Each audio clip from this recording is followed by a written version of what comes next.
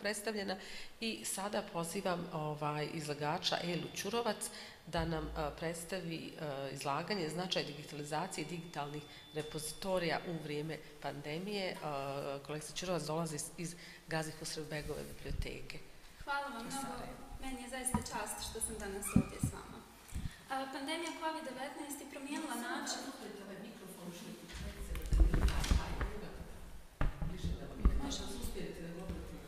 Pandemija COVID-19 je utjecala mnogo na način na koji gledamo svijet, uključujući putovanja, svakodnevni život, ali i ulogu biblioteka u životima ljudi.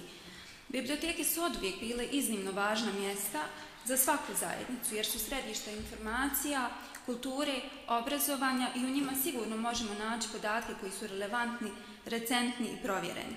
Najvažnija osoba u svemu tome je bibliotekar.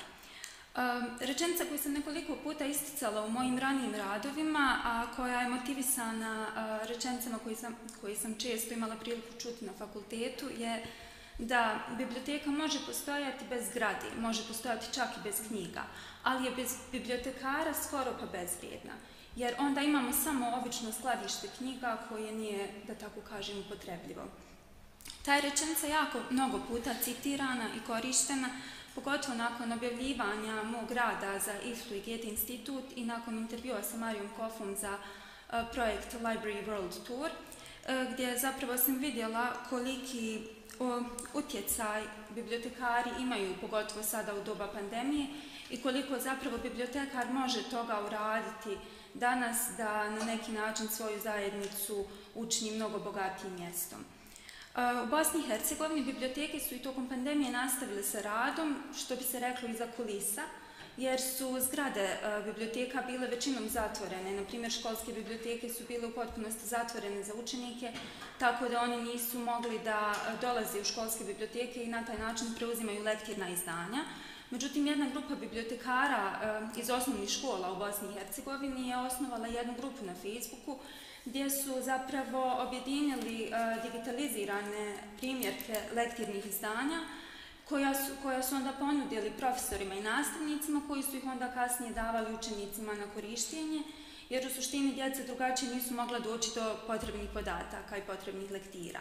Naravno, ukoliko bi se taj projekat nastavio u budućnosti, morala bi se obratiti velika pažnja na autorska prava, ali s obzirom na vanredne okolnosti koje su bile u tim trenucima, u tom prvom valu pandemije, mislim da je to bio jedan jako lijep poduhvat školskih bibliotekara koji su željeli na neki način svojim učenicima, korisnicima olakšati budućnost, olakšati obrazovanje. Što se tiče Gazi Husrevbegove biblioteke, osoblje Gazi Husrevbegove biblioteke i tokom pandemije je konstantno radilo i zapravo se rad nikada nije prekidao, iako je biblioteka u nekoliko navrata fizički bila zatvorena za korisnike.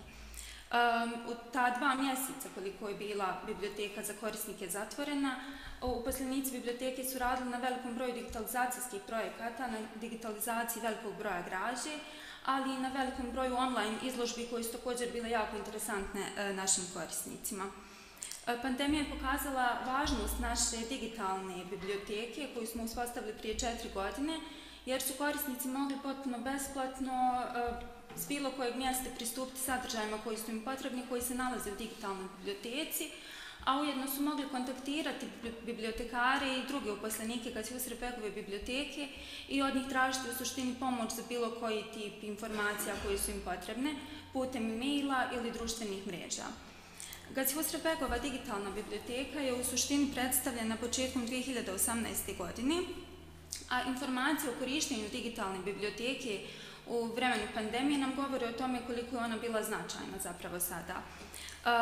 U 2020. godini je broj korištenja digitalne Gazi Husrevbegove biblioteke udvostručen skoro u odnosu na 2019. godinu kada još uvijek nismo bili u pandemiji, a ovaj, da tako kažem, trend rasta korištenja digitalne građe u 2021. godini je nastavljen, tako da je tada korištena 389.915 puta, što je skoro 40.000 puta više nego u toku 2020. godine, kada je korištena 363.206 puta. Upravo smo tokom pandemije imali i veoma veliki broj zahtjeva vanjskih korisnika, da tako kažem korisnika iz drugih zemalja, koji su tražili informacije od nas s obzirom na to da nažalost mnogim institucijama u svojim državama nisu mogli pristupiti. Tada smo vidjeli u suštini koliko je bitno da im ponudimo neke nove sadržaje, tako da se radi na digitalizaciji arhivske građe i fotografske građe koje su izuzetno rijetke i veoma vrijedne zbirke unutar naše biblioteke.